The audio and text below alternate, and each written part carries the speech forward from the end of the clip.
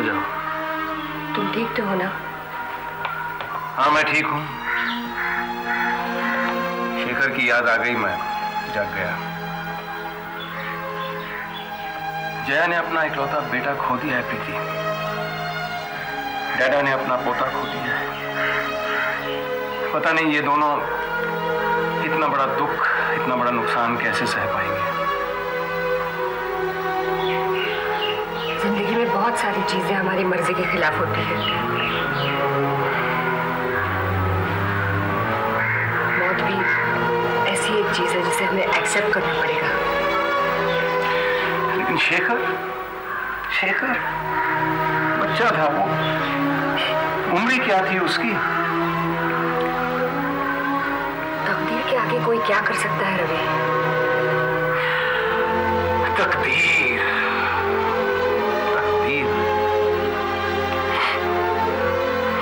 ऐसा लगता है कि अभी कल तो जया और मैं छोटे छोटे बच्चे थे। तुम्हें पता है प्रीति, जब हम छोटे थे ना तो जया ने हमेशा मेरी मदद की। हर पल मेरी हिफाजत में लगी रहती थी। आस पड़ोस के बच्चों में से कोई भी ऐसा बड़ा लड़का नहीं था जिसकी हिम्मत होती कि वो मुझे तंग कर सके या मुझे परेशान कर सके। और दादा जया से पूछा करते थे, कहते थे बेटी तू लड़का क्यों बनी फिरती है? तो कहती थी इसके लिए, मेरे लिए। किसी की हिम्मत नहीं होती थी, सब डरते थे उससे। हमेशा विनर रही है मेरी बहन, हमेशा सबसे आगे रही है। क्लास में देखो तो अव्वल नंबर पे आती थी, स्पोर्ट्स फील्ड में सबसे आगे रहती थी, सारी जिंदगी सबसे आगे रही है। और अब भगवान ने इस मोड़ पर लाकर उसे धोखा दे दिया। प्रीति, मैं अपनी बहन को इस हालत में नहीं देख सकता। मैं उसे रोते हुए नहीं देख सकता। रवि, भले ही हम भाई बहन हो, एक ही परिवार के बिलोंग करते हो, लेकिन दरअसल हम बहुत अकेले होते हैं। और हमारा जन्म और मौत हमें इस चीज का एहसास दिलाती है। यही तो घटनाएं हैं हमारी जिंदगी में जो हमेशा हमें यह एहसास दिलाती है कि हम जिंदगी में कितने अकेले हैं। लेकिन जया क्यों? बता सकती हो कि ये सब मेरी बहन के साथ क्यों हो रहा था? रवि, के लिए कोई सहारा नहीं है उसका प्रीति।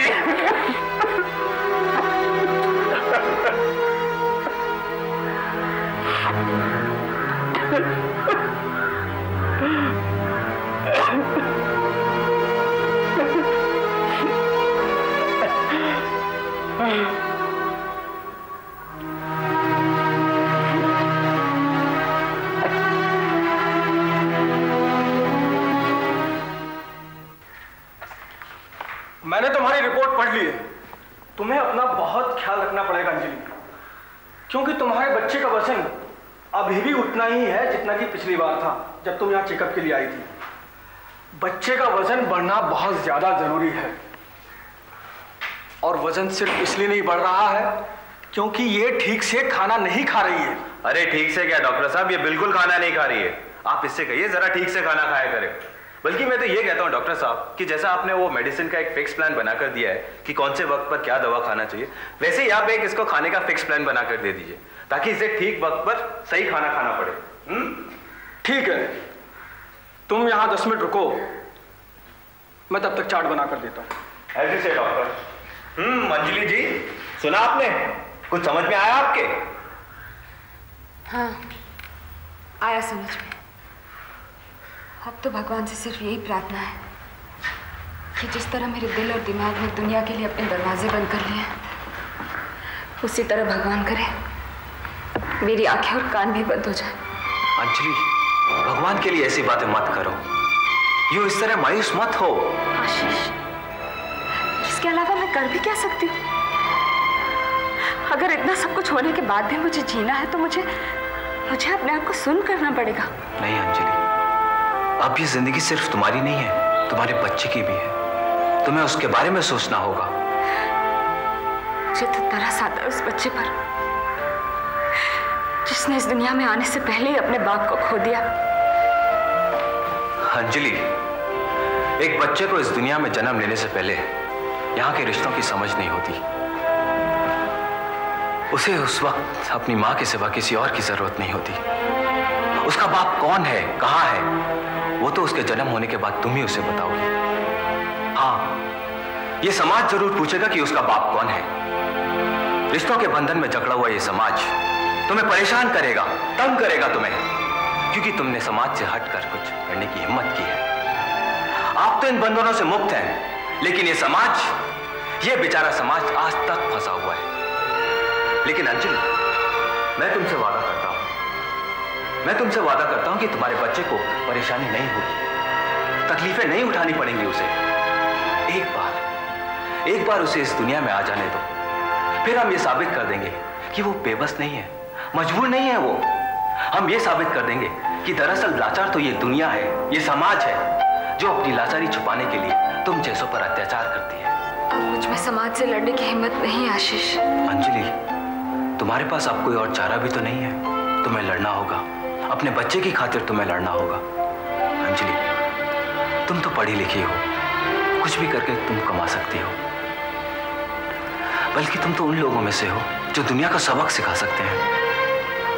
मजबूर तो बेचारे वो लोग हैं जो ना ही इतने अक्लमंद हैं और ना ही जिनकी माली हालत ऐसी है कि वो कुछ कर सकें। जो कुछ भी तुम्हारे साथ हुआ उसमें तुम्हारी कोई गलती नहीं है, ये तो तुम्हारी किस्मत है। अंजलि, जिन लोगों की हालत तुम्हारी जैसी है पर वो लड़ नहीं सकते, तुम्हें उनकी खातिर लड़ना होगा, उनके हक के लिए लड़ना होगा। तुम्हें तो ऐसे मजबूर लोगों और इस दुनिया के बीच में दीवार बनकर खड़े हो जाना चाहिए, ताकि ये समाज के रखवाले जो अपने आप को भगवान से बढ़कर समझते हैं, उन पर और जुल्म न ढा सके। भगवान करे कि मैं ऐसा कर पाऊं। अंजलि, क्यों नहीं कर पाओगी तुम जरूर कर सकोगी। तुम्हारा बच्चा तुम्हें वो ताकत देगा। शेखर की माँ और उसकी बहन की जरूरत है तुम्हें वो ताकत देगी।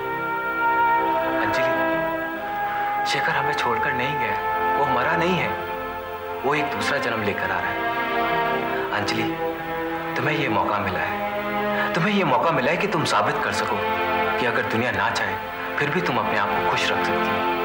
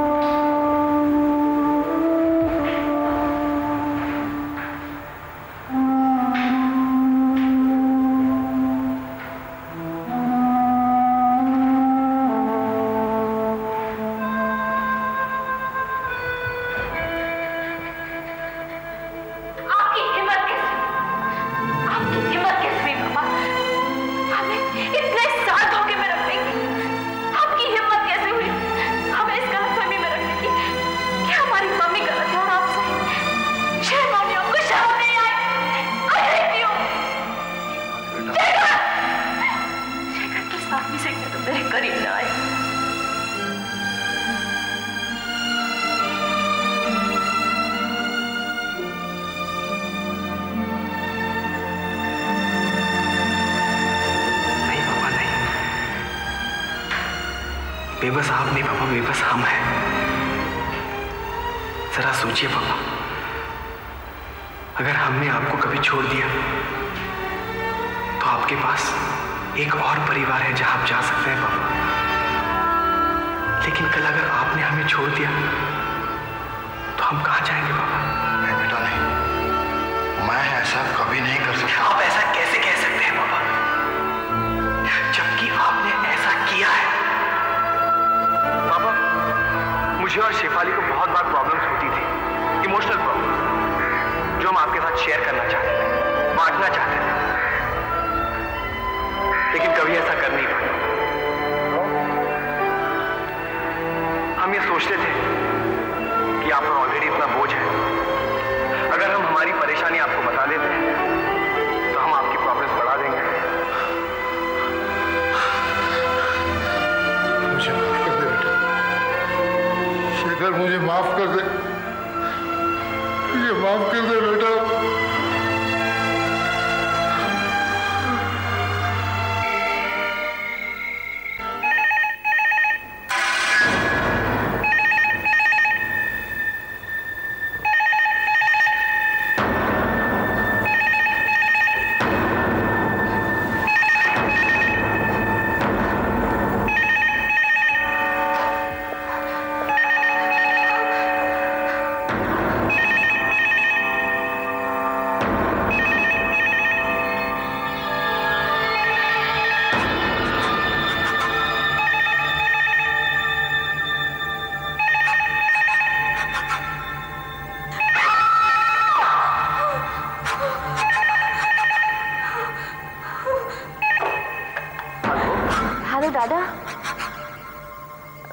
मैं आयशा बोल रही हूँ।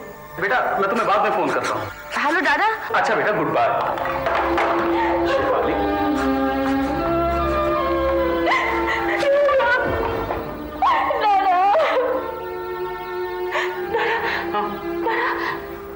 दादा, वो फोन जब भी बजता है ना तो मुझे पता नहीं क्या हो जाता है दादा। दादा उस दिन जब मैं शेखर के कमरे में गई थी और उसे झूलता हुआ देखा था तो फोन अचानक बजने लग गया था। दादा मैं क्या करूं? मुझे बहुत डर लगता है दादा।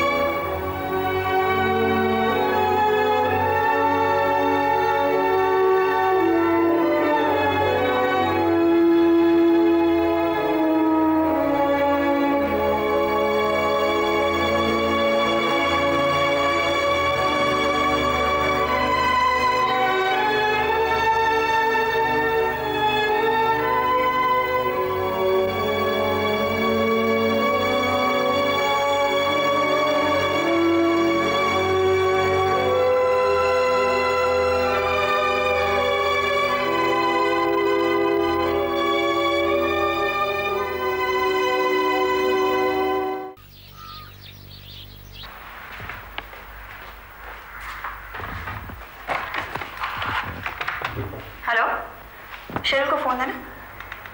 आई नहीं है? अच्छा जो एक काम करना, बुआ के कैबिन से सारे फाइल्स और उनके मैसेज ले आओ। ठीक है। नहीं, उनकी हालत ठीक नहीं है। ठीक है, मैं तुम्हारे कंडोलेंसेस उन तक पहुंचा दूंगी। ओके, जल्दी आ जाओ। थैंक्स।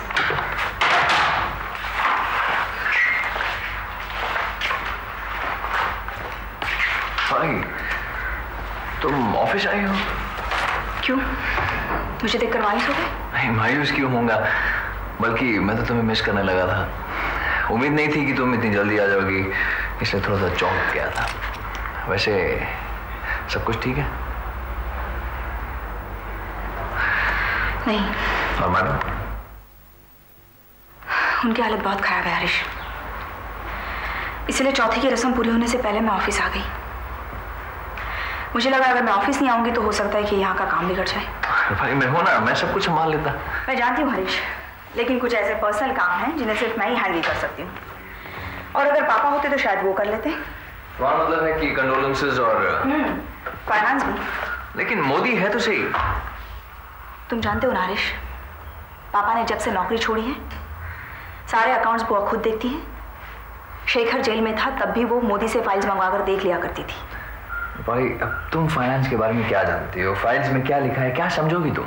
हरीश, मैंने MBA में फाइनेंस पढ़ा था और अपने आप को अलग अलग सांचे में ढाला मेरे लिए बहुत आसान। मैं उन लोगों में से नहीं हूँ जिन्हें अगर समंदर में फेंक दिया जाए तो डूबते हैं। मैं तैरना जानती हूँ और इस वक्त इस शिप की कैप्टन बुआ है और उन्हें एक ऐसे इंसान की जरूरत है जो उनकी कंपनी को तैरता हुआ रखे।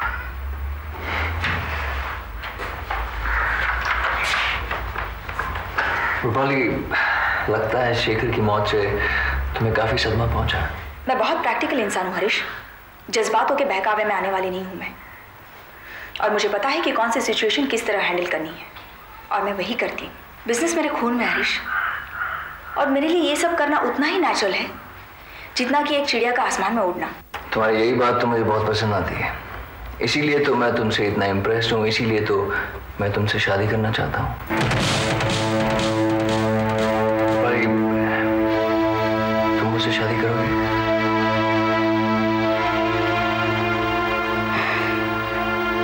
हरीश,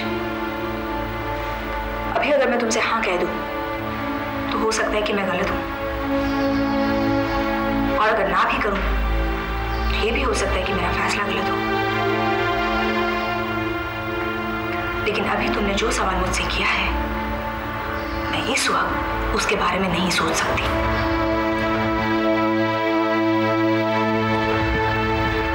आई गेस मैंने गलत वक्त पर प्रपोज कर दिया। जो अच्छा और फाइल्स लेकर आ गए। और सुनो, मिस्टर मोदी से कहना कि वो मुझे फौरन आकर मिले। जी अच्छा। अच्छा सुनो, अगर बुआ के कोई कॉल्स आते हैं तो मेरे कैबिन में ट्रांसफर कर देना। Okay, thank you.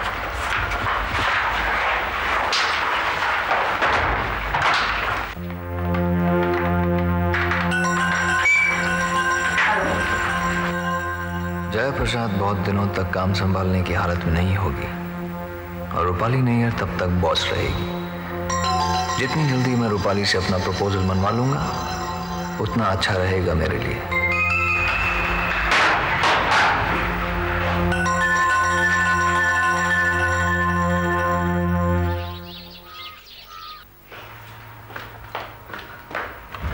पापा उठिए।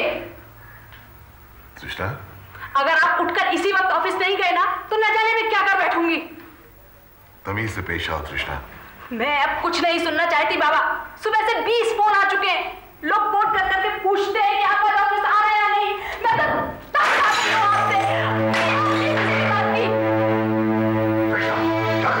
बात मत कीजिए मुझसे। देखिए क्या हालत बना रखी है आपने।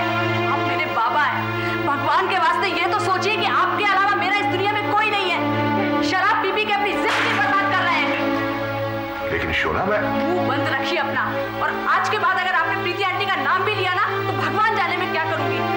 उठिए और तैयार होकर अपने ऑफिस जाइए। लेकिन ये सब अचानक मैं फिर से कैसे शुरू कर दूंगा? बाबा, आपने इतना लंबा गैप ले लिया है कि जब भी आप शुरू करेंगे तो आपको यही लगेगा कि अचानक कैसे शुरू कर दूं। उठिए और ऑफिस जाइए। मैं कल से ऑफिस चला जाऊंगा। आज मुझे अपने आप को ऑर्गेनाइज करने के लिए वक्त दो। नहीं, आप आज से ही ऑफिस जाएंगे, अभी इसी वक्त से। मैं तैयार होकर बाहर आपका इंतजार कर रही हूँ, और मैं तब तक अपने कॉलेज नहीं जाऊंगी जब तक कि आप तैयार होकर ऑफिस नहीं जाते।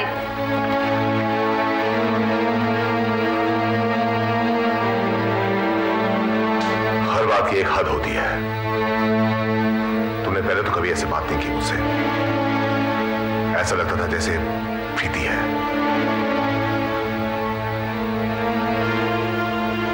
प्रीति इस तरह बात करती है। प्रीति तो है जो इतनी डोमिनियरिंग है, जो नैक करती थी मुझे।